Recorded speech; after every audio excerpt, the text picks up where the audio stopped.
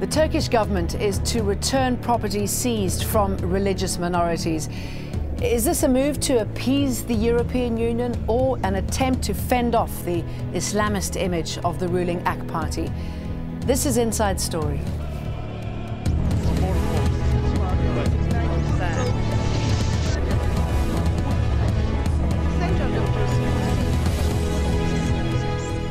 Hello, welcome to the programme. I'm Jane Dutton.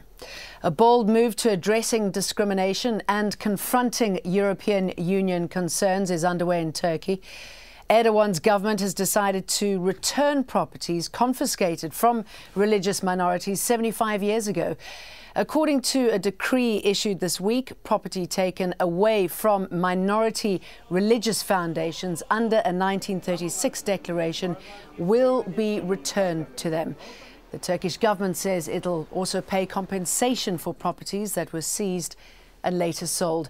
Minority foundations will have 12 months to apply to Turkish authorities to reclaim their property. The European Commission quickly welcomed the decree but said in a statement that it will monitor closely the implementation of this new legislation. Now, the return of properties has been a key demand of the European Union, which Turkey is seeking to join, and many observers believe that the decision will help ease Turkey's much strained relations with Europe. Less than 1% of Turkey's 74 million people belong to religious minority groups. There are about 120,000 Christians and about 25,000 Jews. Many of their properties, including schools, hospitals, orphanages and cemeteries, were seized after the 1936 declaration, when their trusts' assets were listed. Later that year, attempts to reverse that decision began, but were abruptly aborted when the country's founder, Mustafa Kemal Atatürk, died in 1938. In 1974, a separate ruling banned the groups from purchasing any new real estate. Since then, the seizure of non-Muslim properties continued up until the 1990s. Well, the European Court of Human Rights has repeatedly ruled against Turkey on the property issue, and hundreds of other cases are still pending. So let's talk about this with our guests in Istanbul. Andrew Finkel, author of the upcoming book, Turkey, What Everyone Needs to Know. He spent the last 20 years in Turkey as foreign correspondent for a variety of newspapers. In Ankara, Hüseyin Batçi, a professor of international relations at the Middle East Technical University. And joining us from Florence in Italy, Cem Sofoglu, a Turkish lawyer that represents minorities communities. Welcome, gentlemen. Let's start off with you, Mr. Sofoglu, considering that you've got a stake in all of this. How important is this gesture? Well, it is very important and a very positive step, in my opinion, regarding human rights and especially for minority groups, because within the last 10 years, the government, AKP, published 3 different laws regarding minorities. The foundations of the minority, but each time they repeated, they changed the law for the favor of minorities. And the last one, which was published, if I'm not wrong, 3 or 4 years ago, this compensation article was missing. And now they added for the favor for minorities this compensation article, which is very important because there are approximately thousands of property which are missing, and nobody knows how to compensate, how to give back this missing properties to the minorities. Mr. Bakshi, let me throw this to Mr. Bakshi, were you surprised that this has come about now?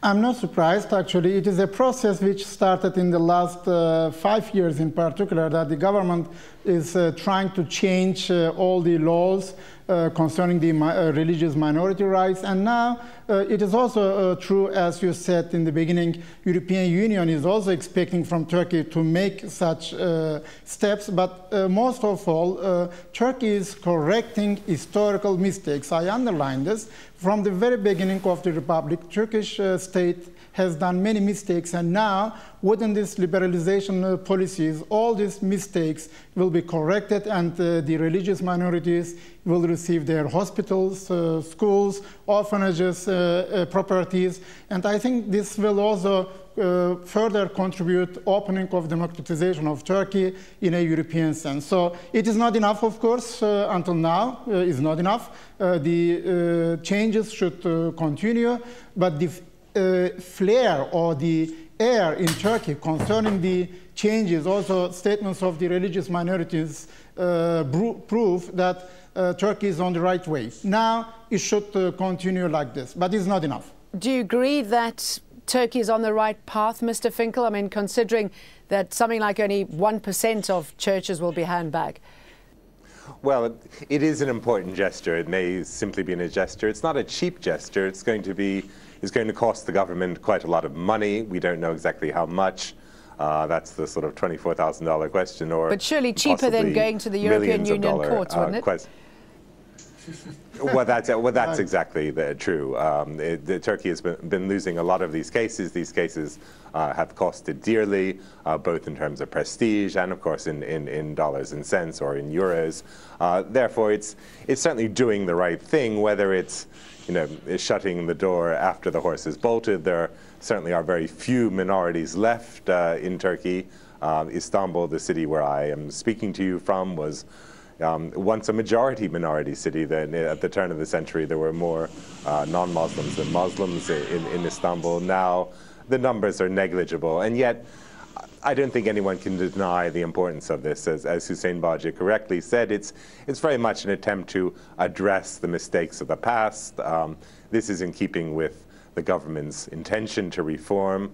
It's had several measures which it's tried to democratize society. Not all of those have been successful. It's tried to implement reforms for the Kurdish populations. That it's had to backtrack on those. It's tried to open the border with Armenia. It had to backtrack there. I think this is one reform in which it can go ahead, say to Europe, say to the world that Turkey is on the right path. Let me just put to you what the Armenian National Council of America said about this. They said, 96 years after the genocide perpetrated against the Armenians, Greeks and Syriacs, this decree is a smokescreen to evade the much broader consequences of those brutal acts. The ANCA will expand its outreach to Congress and the administration to ensure that the Turkish government comes to terms with its brutal past, respects the religious freedom of surviving Christian communities and returns the fruits of its crime. So clearly they are not too pleased. They think that this is a bit of a hollow gesture. I think there's wide support for this measure. I think the time has passed when people feel that the minorities should be discriminated against. It's certainly the case that even in recent years in Turkey, there's been some horrific incidents in which Protestant missionaries have been killed. We've had the death of Hrant Dink, a famous Armenian editor, journalist who was shot on the streets of Istanbul. And these events seem to have been manipulated by forces trying to embarrass Turkey in front of Europe, trying to cause Turkey to retract from democracy. I think it's not simply a smokescreen. I think that's too simplistic a reaction. I think it's very much a realistic attempt to say, we accept our minorities in Turkey, even though there are not so many of them left. We accept that there were mistakes done in the past, and we are intending to correct this to whatever extent and to move on. So, yes, of course, there's a lot still to be done, but simply to dismiss this as a smokescreen, I think is a little bit over-cynical. Mr. Sofoglu, you were nodding when we were talking about how much this is actually costing the Turkish government. Do you think that is one of the main reasons behind that? I think the money is not the main issue here, because in any case, Turkey is losing cases filed in the Court of Human Rights and paying a lot of money, thousands, million euros. But Turkey is not only using money, but is also losing prestige and image, that image in the international arena. So I think that's not the issue. That's not the aim of the government. Okay, picking your legal brain, how easy or difficult do you think it will be to get back property that has been taken from them? I read the law recently published, but I think it's dependent on the decision of the assembly of the directorship of foundation. So it's an easy decision. There isn't any big problem there. The problem, in my opinion, as a jurist, will appear for the compensation of the properties, because a commission composed from Treasury, is not from of the Ministry of Finance, Ministry of Fiscal Affairs will decide the compensation. Okay. It will be, I'm sure, the foundations will object against this decision, and the legal procedure will be starting. Okay, but let's talk about what sort of impact that, Mr. Bakshi, this is likely to have on its aims to join the EU. Is this, do you think, the first gesture that Turkey has now sort of shed the criticisms that it was looking rather to the east and is now keen to get back into the European fold? I think, first of all, it is not smokescreen, as the Armenians called. It is something what Turkey is enjoying within the liberalization policies in recent years, and Turkey is going to be more liberal in the long run, I think, also concerning this. Concerning your question, now, European Union is, of course, pressing Turkey to make certain reforms in order to become member later on, although there is tendencies to believe among the observers in Europe that Turkey is moving to the east and losing the European vocation, which I do not share. On the contrary, in the recent years in particular, the more Turkey is democratized, the more Turkey is open society, the more Turkey is coming together with the European values and standards which is set in the European Union. So from this perspective, if we debate it in political sense, then we have a different analysis as we stay on the facts that Turkey is, in the last 25 years in particular, or let's say in 30 years after the military coup d'etat, Turkey is making an example of democratization process, not overnight, but to change a society into a democratic system which was not so easy to do within the Islamic and Arabic world. From this point of view, it is a success for Turkish democratization story that the European Union is a pressure factor from outside is a fact. No doubt, European Union contributed for the democratization of Turkey, and it will contribute further for the next 5 to 10 years. I don't know at the end whether Turkey will join the European Union. If until that time European Union will exist, we will see, but European Union has also certain political problems. But the reality remains,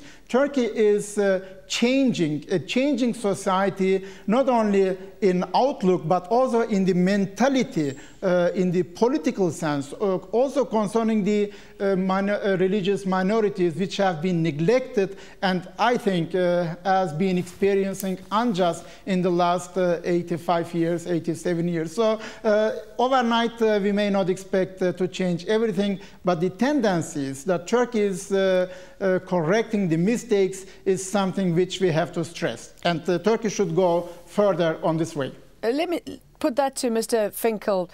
we had Mr. Bakshi there talking about how there's been a change of sentiment within the Turkish society. But it was interesting to see that the Turkish Prime Minister's ratings went up after he was quoted making anti-Armenian statements, and that was in the last month or so. I mean, do you think that possibly the Turkish government is going too quickly for the majority of Turkish people? Well, I think the fact that there are so few non-Muslims left in Turkey means that this is not going to have an enormous social impact. So I think it's a reform that may not be the most popular reform, but it's certainly one the government can go ahead with without paying a very heavy political cost. I mean, you're seeing in some of the ultra-nationalist newspapers, their headlines are raising their hand in horror, saying, you know, the next thing that will happen is we're going to have to give back Hagia Sophia, the famous cathedral in the center of Istanbul, which is now a museum, that we're going to have to turn that back into a church. Well, of course, that is not the case.